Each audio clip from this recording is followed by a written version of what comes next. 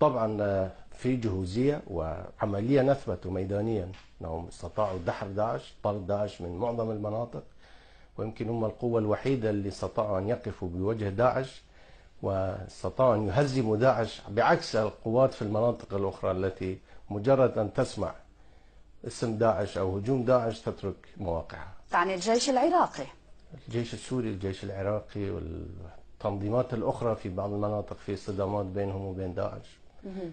يعني نستطيع أن نقول أن البيشمركة هم القوة الوحيدة اللي استطاعوا إيقاف داعش وإلحاق الهزائم لداعش في الكثير من الجبهات. 조선노동당 중앙군사위원회 위원장 김종운 동지의 지도 밑에 당중앙군사위원회 확대회의가 진행되었습니다.